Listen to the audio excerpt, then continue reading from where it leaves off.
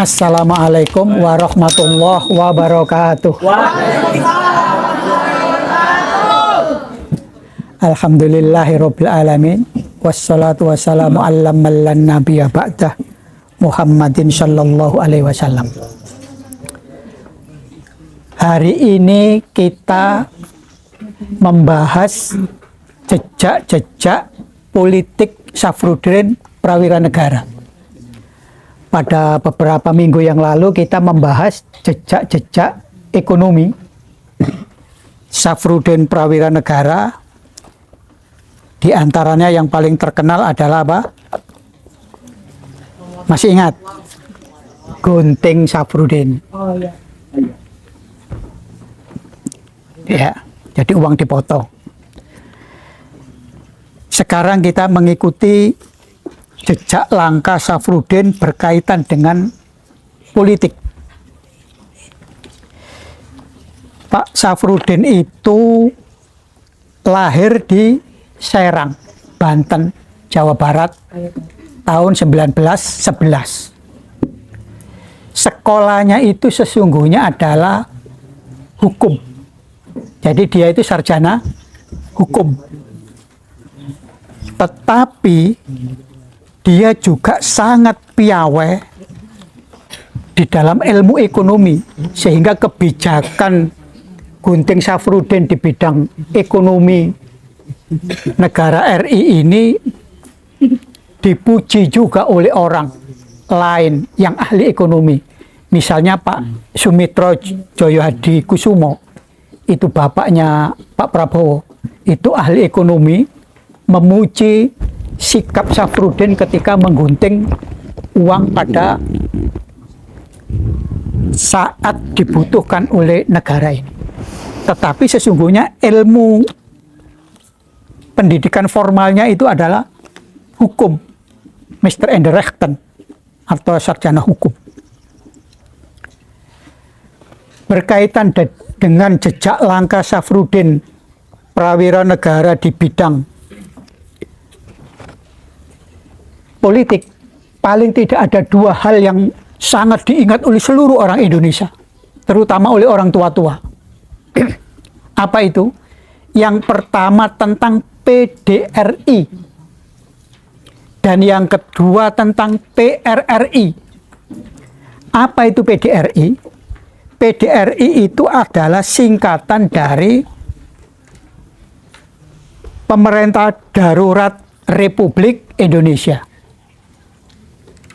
Itu sekitar tahun 49. Yang kedua adalah PRRI. PRRI itu adalah singkatan dari Pemerintah Revolusional Republik Indonesia. Itu sekitar tahun 58. Nah, bagaimana hal-hal yang melatar belakangi kedua peristiwa besar itu? Kita mulai dengan PDRI, Pemerintah Darurat Republik Indonesia, sekitar tahun 1949. Jadi Indonesia itu diproklamasikan sebagai negara merdeka, NKRI, itu tanggal berapa? 17 Agustus 1945. Tetapi Belanda tidak mengakui Indonesia merdeka. Sehingga pada tahun 49, ibu kota negara Indonesia di Jogja, ya. Jadi Jogja itu dulu adalah ibu kota negara RI, bukan di Jakarta. Jadi ketika ibu kota negara RI di Jogja, Jogja diserbu oleh Belanda. Lapangan terbang Maguwo itu diduduki. Presiden Soekarno, Bung Hatta, dan para menterinya, ada Agus Salim, ada Sultan Syahrir, sedang rapat di Istana Jogja, mendengar bahwa Jogja dibombardir oleh Belanda, Bung Karno dan Bung Hatta mengirim telegram. Kamu tahu telegram? Jadi telegram itu sebuah alat komunikasi mengirim berita dari satu tempat ke tempat lain pakai mesin tek tek tek tek tek tek tek itu. Jadi kalau kamu di kantor pos zaman dulu itu ada begitu. Ya kira-kira zaman sekarang itu WA lah atau SMS. Jadi Bung Karno dan Bung Hatta itu mengirim telegram yang isinya Jogja diduduki. Menteri-menteri, kepala negara termasuk Bung Karno sendiri dan Bung Hatta ditangkap. Karena kekuasaan sedang kosong, kamu harus secepatnya membuat pemerintah darurat. Telegram itu diberikan kepada Pak Safrudin Prawira Negara. Pada waktu itu Pak Safrudin Prawira Negara itu adalah Menteri Kemakmuran. Beliau sedang berada di Bukit Tinggi. Di mana Bukit Tinggi itu?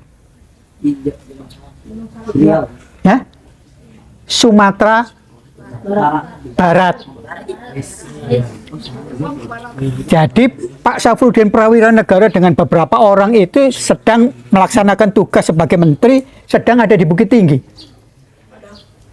Di Padang. Dekat Padang lah ya. Tetapi, nah ini, telegram yang disampaikan atau yang dikirim oleh Bung Karno dan Bung Hatta itu tidak pernah diterima oleh Pak Safrudin Prawira Negara. Kenapa? Karena rupanya Belanda selain memborbardir ngebom Jogja, dia juga ngebom Bukit Tinggi. Sehingga kantor pos atau kantor telegram itu ya sudah rusak. Dan Pak Safrudin dengan beberapa orang itu melarikan diri menjauh dari Bukit Tinggi. Ada dua telegram yang dibuat oleh Bung Karno dan Bung Hatta itu. Satu kepada Pak Safrudin Prawira Negara, yang kedua kepada A.A. Maramis. A.A. Maramis itu sedang berada di New Delhi. New Delhi itu mana? India. Jadi telegramnya itu selain kepada Pak Safrudin yang ada di Bukit Tinggi, juga ke Maramis yang ada di New Delhi. Yang isinya kira-kira, kalau Safrudin tidak bisa segera atau terhambat membentuk kabinet, kamu harus membuat kabinet dan melaksanakan pemerintahan di luar negeri. Tapi dasar rupanya manusia, para pejuang dahulu itu hatinya sudah sama. Tidak memikirkan dirinya sendiri, tetapi memikirkan bangsanya. Walaupun telegram itu tidak diterima oleh Pak Safrudin itu merasa ini sudah waktunya ini. Karena dia mendengar Jogja sudah dibombardir. Kita harus membuat pemerintahan darurat.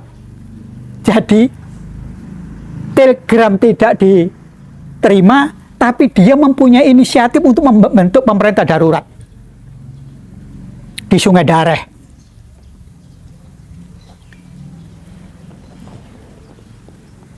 Dibentuklah kabinet. Nah, kamu jangan membayangkan bahwa Pak Safrudin dan kawan-kawan ketika di Sungai Dareh itu aman dan damai. Tidak, dia lari masuk hutan keluar hutan gitu sambil membawa radio komunikasi. Zaman dulu kan pakai radio yang sangat terbatas itu. Dengan dibentuknya pemerintah darurat itu, Pak Safrudin diangkat menjadi pemimpinnya. Ada yang mengusulkan pada waktu itu jabatanmu itu presiden, karena kan mengatur Republik Indonesia, karena presidennya ditangkap. Tapi Pak Safrudin bilang, enggak, saya lebih suka jabatan saya bukan presiden, tapi ketua PDRI, Pemerintah Darurat Republik Indonesia. Jadi jabatannya itu ketua. Nah, ini nanti akan menimbulkan masalah sampai hari ini menjadi bahan diskusi. Sehingga ada buku seperti ini kan, Presiden Safrudin Prawira Negara. Kenapa orang ini menulis Presiden Prawira Negara? Karena dia menganggap ketika dia menjadi ketua PDRI itu kekuasaannya sama dengan presiden. Tetapi para ahli hukum termasuk Profesor Yusril Isra Mahendra, ketika dia cerita, ketika ditanya oleh SBY ketika jadi presiden, di istana itu kan banyak foto-foto presiden. Apa benar Pak Safrudin itu presiden? Kalau benar presiden, harus ada fotonya. Tapi menurut kajian ilmu hukum tata negara, kata Profesor Yusril Isra Mahendra, pada saat itu pemerintah Republik Indonesia itu bukan presidensial. Presidensial itu artinya presidenlah yang bisa membentuk kabinet. Tapi pemerintah pada saat itu adalah parlementer. Karena parlementer yang bisa membentuk kabinet itu Perdana Menteri. Karena Presiden Republik Indonesia di dalam negara yang bersifat parlementer itu memberi mandat kepada seseorang, dalam hal ini adalah Safrudin Prawira Negara, maka jabatan Pak Safrudin itu bukan presiden, tetapi Perdana Menteri. Itu. Jadi kalau ada membaca buku Presiden Prawira Negara itu karena si Akmal Nasir Basral ini menganggap kekuasaan Safrudin itu sama dengan presiden. Jadi dia harus presiden yang kedua dong setelah Bung Karno. Tetapi menurut kajian hukum tata negara tidak, karena zaman itu adalah Indonesia itu bukan presidensial tapi parlementer, maka Safrudin yang diberi mandat itu jabatannya sesungguhnya Perdana Menteri, bukan presiden. Itu jawaban satu untuk menjawab Pak Safrudin itu presiden atau bukan.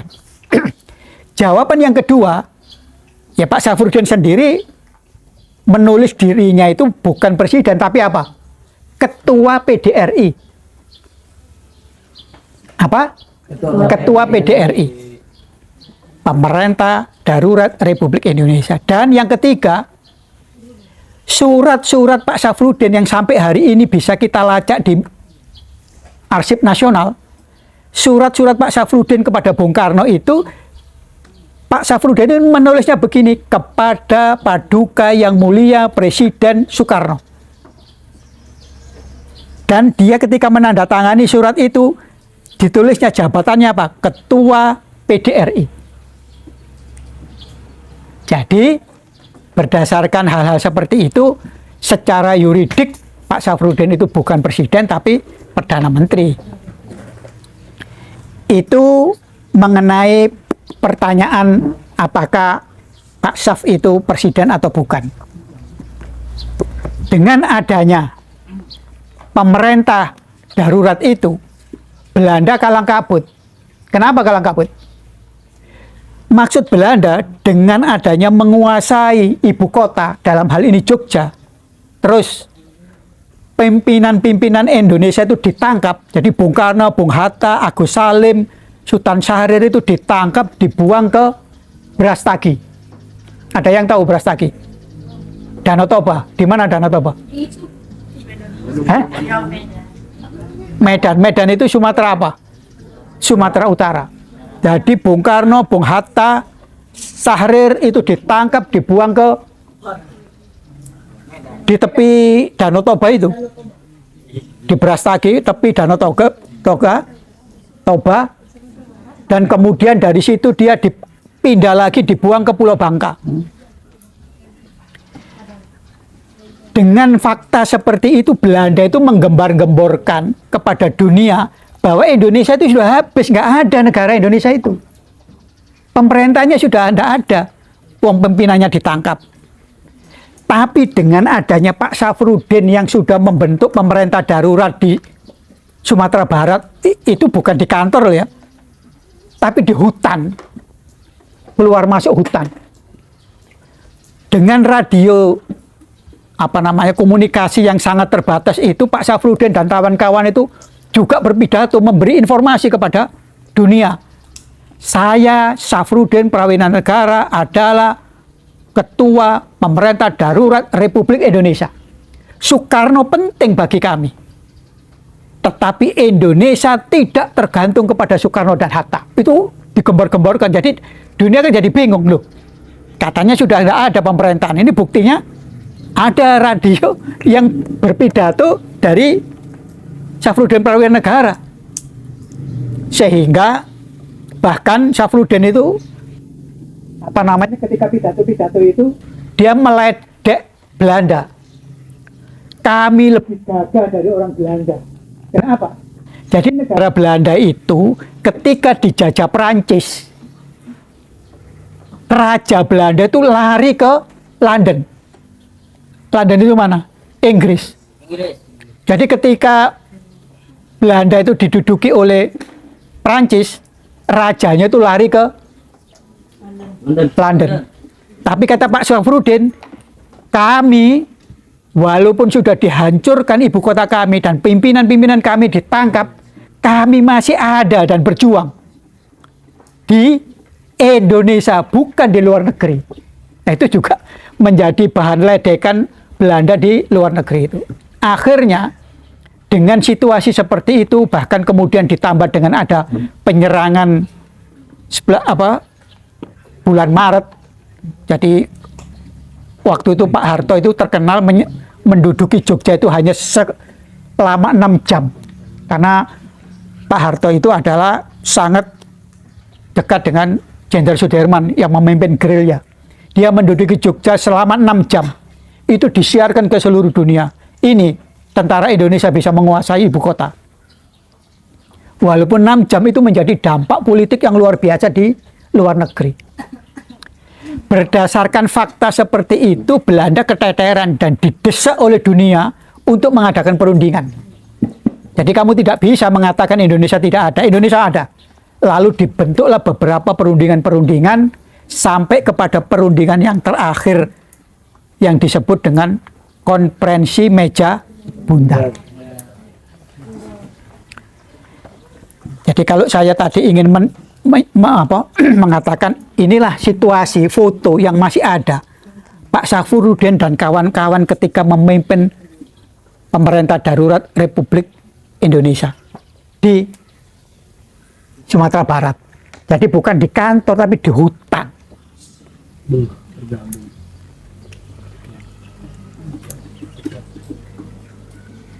Ya, jadi kamu harus bersyukur dan mendoakan setiap habis sholatmu kepada para pendahulu yang menjadikan negeri ini merdeka sehingga kamu bisa duduk aman, tentram, dan kenyang. Kamu bayangin di hutan itu makan apa? Buah. Bener.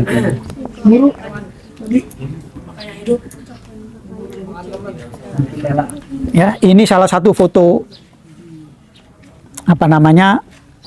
Pak Syafruddin dan kawan-kawan ketika memimpin PDRI. Nah, kemudian ketika situasinya sudah memungkinkan, jadi akhirnya dengan perjanjian Renville-Romeroyen itu Bung Karno dibebaskan. Nah, ketika Bung Karno, Bung Hatta, dan Agus Salim, Sultan Syarif dibebaskan itulah, maka Pak Syafruddin dan kawan-kawan yang ada di hutan ini harus segera menyampaikan mandat kepada presiden yang sudah dibebaskan tadi, supaya tidak terjadi dualisme kekuasaan. Jadi kalau Pak Syafruddin dan kawan-kawan itu tidak menyerahkan mandat, maka kan ada dua kekuasaan kan, Presiden Soekarno dan Syafruddin. Maka Pak Syafruddin itu pada tanggal 14 Juli tahun 1949 datang ke Jogja menyerahkan mandat kepada Presiden Soekarno. Dan ini foto ketika dia datang ke Jogja bertemu dengan Jenderal Sudirman. Jadi sama-sama di hutannya. Kalau Pak Syafruddin berjuang melalui politik di hutan Sumatera Barat, kalau Pak Jenderal Sudirman berjuang secara senjata, bergerilya di hutan-hutan Jawa Tengah, Jawa Timur. Dan kamu tahu, kamu kalau melihat foto Jenderal Sudirman yang lama, dia senantiasa berpakai jas panjang itu, dia sesungguhnya bukan orang sehat. Dia sedang sakit paru dan sudah dioperasi tinggal sebelah. Jadi ketika Jenderal Sudirman itu bergerilya ke hutan, paru-parunya itu tinggal sebelah. Karena sudah diangkat, karena sakit. Jadi dia itu tidak sehat-sehat saja. Kalau Pak Sap masih lumayan lah, dia sehat. Tapi Jenderal Sudirman ini sakit. Sekali lagi saya tunjukkan foto ini karena setiap saya melihat foto ini, saya senantiasa berdoa kepada Allah. Mudah-mudahan Allah mengampuni dan memberi berkah para pendahulu ini sebaik-baiknya di alam sana. Karena sekarang kita tidak bisa membalas apa-apa kepada mereka kecuali berdoa. Itu akhirnya pada tanggal 14 Juli 1949 Pak Safruddin menyerahkan mandat sehingga yang menjadi presiden kembali Bung Karno. Makanya di sini ada buku yang ditulis oleh Srianto dengan judul Sang Penyelamat Republik. Karena dia membentuk pemerintah darurat di hutan Sumatera Barat.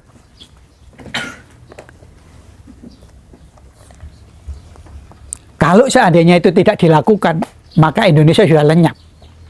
Karena tidak ada tandingan dan tidak ada upaya untuk dihadapkan kepada luar negeri bahwa Indonesia itu masih ada. Sehingga akhirnya Belanda mau sampai kepada pemerintah membentuk sebuah perjanjian yang namanya Konferensi Meja Bundar. Nah, pada perjanjian Konferensi Meja Bundar itulah Belanda baru mengakui adanya negara Indonesia. Tapi bukan tanggal 17 Agustus 1945, tetapi 27 Desember 1949.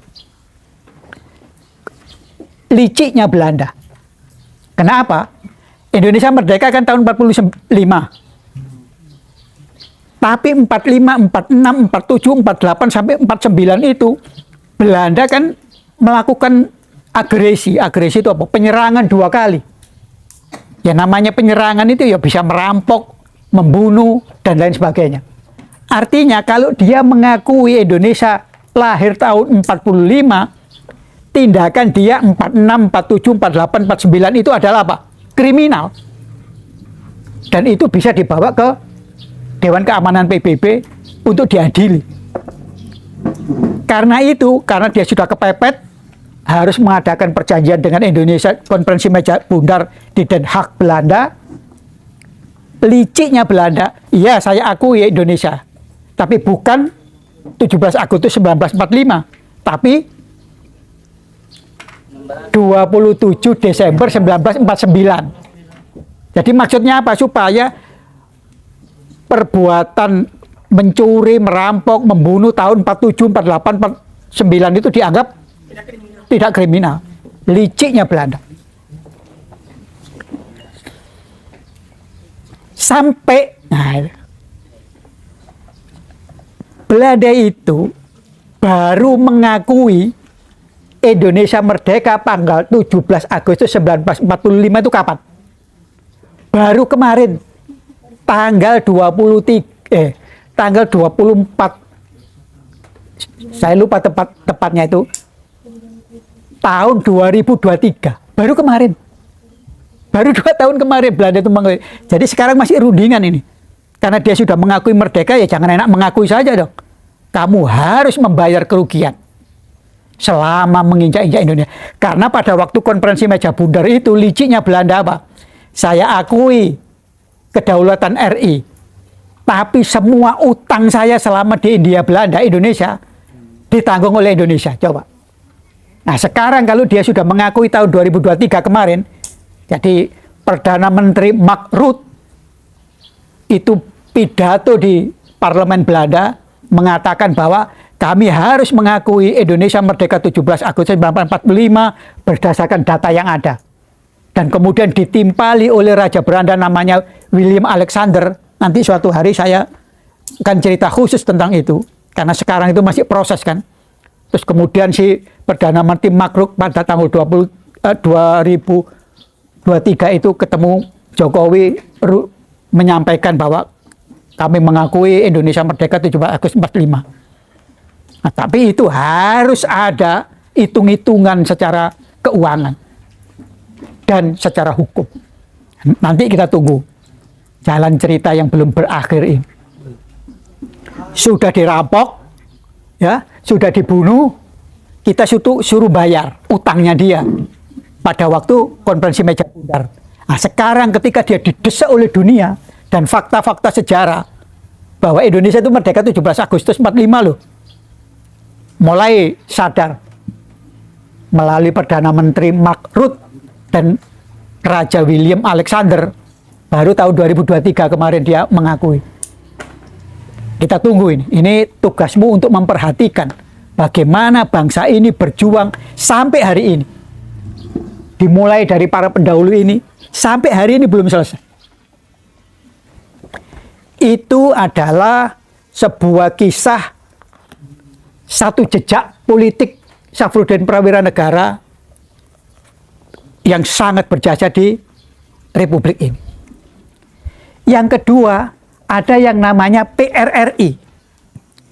PRRI itu Pemerintah Revolusioner Republik Indonesia. Jadi, ini ada buku judulnya PRRI itu pemberontakan atau bukan? Kenapa sampai ada pertanyaan seperti ini? Karena begini.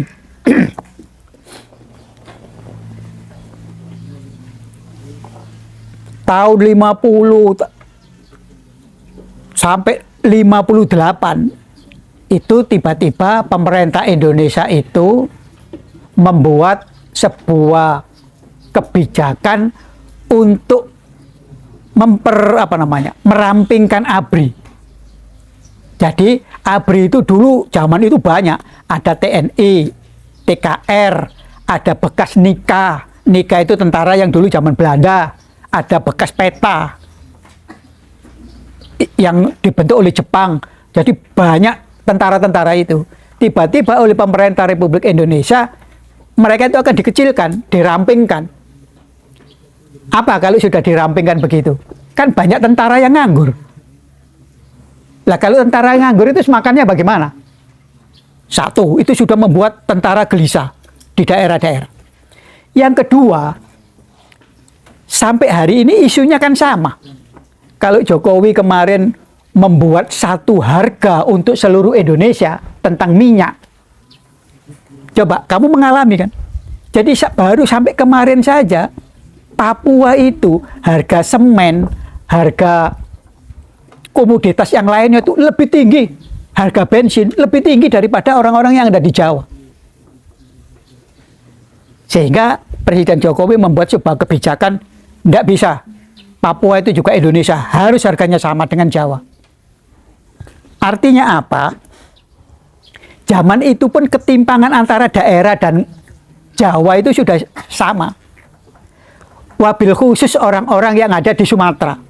Kenapa? Sumatera itu terkenal dengan secara pertanian perkebunan itu sawit, dan secara tambang itu minyak.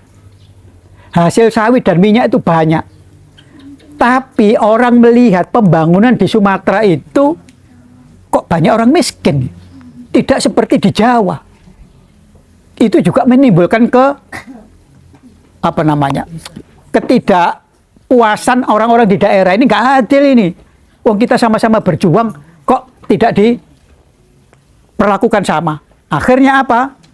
Akhirnya mereka membentuk yang namanya Dewan Banteng. Terus kemudian mengultimatum pemerintah pusat, kalau tidak memenuhi permintaan dewan yang ada di Sumatera ini, kami tidak mau tunduk kepada pemerintah. Nah, karena pemerintah pusat di ultimatum ini dianggap memberontak, makanya pemerintah pusat mengirim tentara membombardir Sumatera Barat, dan itu membuat trauma bagi orang-orang Minang. Karena itu ya bayangkan, kalau sudah tentara masuk, itu isinya ya kesedihan saja. Jadi dibombardir, akhirnya lepas. Tapi sebelum dibombardir, kenapa Pak Syafruddin terlibat di dalam PRRI ini? Jadi Pak Syafruddin, Pak Natsir, dan tokoh-tokoh Masyumi, karena Pak Syafruddin ini kan partainya Masyumi, sudah tidak nyaman di Jakarta. Kenapa? Karena diteror oleh orang-orang komunis. Jadi tahun 55 itu ada pemilihan umum. Ada 4 besar partai yang menang. Satu namanya PNI, Partai Nasional Indonesia. Yang kedua Partai Masyumi, partainya Pak Syafruddin. Ketiga Partai Nahdlatul Ulama. Jadi NU itu dulu pernah jadi partai.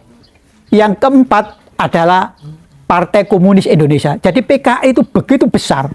Karena dia begitu besar, menterorlah lawan-lawan politiknya ini. Karena Pak Natsir sebagai orang Masyumi, Pak Syafruddin sebagai orang Masyumi merasa tidak aman di Jakarta, dia lari ke Sumatera Barat. Lah ketika di Sumatera Barat ketemu dengan Dewan Banteng dan lain sebagainya, itu dibentuklah PRRI. Namanya Pemerintahan Revolusioner Republik Indonesia. Jadi Pak Syafruddin diangkat menjadi Perdana Menteri. Dan rupanya ini gerakan daerah ini tidak hanya disokong oleh Partai Masyumi saja, bahkan oleh Partai Sosialis. Sehingga Pak Sumitro Joyo Hadikusumo, bapaknya Pak Prabowo itu, menjadi salah satu menteri di dalam kabinetnya Pak Syafruddin di PRRI ini. Nah, dengan melakukan perlawanan seperti ini dianggap memberontak. Karena dianggap memberontak, didatangkanlah tentara dari Jawa untuk mengamankan ini. Pada tahun 58 sampai dengan 60, akhirnya mereka itu diberi ultimatum, menyerah atau ditangkap. Pak Syafruddin, Simbolon, Kolonel Simbolon dan lain sebagainya itu menyerah. Karena diberi amnesti. Tahu kamu amnesti? Amnesti itu adalah pengampunan secara umum bagi orang yang bersalah. Jadi karena yang memberontak ini kan orang banyak. Diamnesti oleh pemerintah bahwa barang siapa yang melakukan pemberontakan itu, kira-kira begitu isinya, kalau menyerah tidak diapa-apakan. Jadi banyaklah mereka itu yang menyerahkan diri. Tapi realitasnya Pak Syafruddin dan kawan-kawan ketika setelah menyerahkan diri, dia tetap ditangkap dan dipenjara tanpa diadili. Dan kemudian Pak Syafruddin ini beserta kawan-kawannya, bukan hanya tokohnya, kan dia partainya Masyumi, bukan hanya orangnya yang ditangkap, tapi partainya pun dibubarkan tahun 60. Dan Partai Masyumi itu dibubarkan bersama-sama dengan Partai Sosialis Indonesia, PSI. Partainya Sultan Syahrir. Bukan PSI yang sekarang. Ini PSI-nya Sultan Syahrir. Jadi dua partai tahun 60 itu dibubarkan oleh Bung Karno, satu Masyumi, dua PSI. Itu yang menjadi catatan publik sehingga Pak Syafruddin, Pak Natsir itu dianggap setelah tahun 60 itu sebagai pemberontak. Tetapi dengan data-data yang ada, akhirnya pada tanggal 7 November 2011, Pak Syafruddin memperoleh penghargaan sebagai pahlawan nasional. Jadi artinya apa? Dengan adanya memperoleh penghargaan pahlawan nasional, maka tuduhan sebagai pemberontak dan lain sebagainya itu sudah harus hilang dan dilenyapkan dari sosok yang namanya Syafruddin Prawira-Negara. Itu kira-kira dua hal jejak terbesar, jejak politik Syafruddin Prawira-Negara di negara Republik Indonesia, yang akhirnya semuanya itu bisa kita nikmati seperti ini. Kalaulah tidak ada perjuangan orang-orang ini, tidak terjadi apa yang kita alami sekarang, atau mungkin kita tidak mengalami seperti yang kita alami. Jadi oleh karena itu, kalau kamu tidak bersyukur itu dengan apa? Karena kamu sekarang belajar, maka belajar sungguh-sungguh, mendoakan kepada orang tua-tua ini. Itu bersyukur. Sebab janji Allah di dalam surat Ibrahim ayat ke-7, wah ini nggak ada yang Bapak terjemahin. La in syakartum la adzidanakum. Wa la in kafartum inna adzabi lasyadid. Barang siapa yang tidak mensyukuri akan diazab, tapi barang siapa yang mensyukuri akan ditambah nikmat itu. Jadi, kalau kamu itu tidak belajar sungguh-sungguh dalam rangka mensyukuri nikmat kemerdekaan karunia Allah Subhanahu wa taala ini, hati-hati. Jangan sampai kita termasuk orang yang tidak syukur nikmat. Itu yang bisa saya sampaikan. Wallahu muwaffiq ila aqwamit thoriq. Wassalamualaikum warahmatullahi wabarakatuh.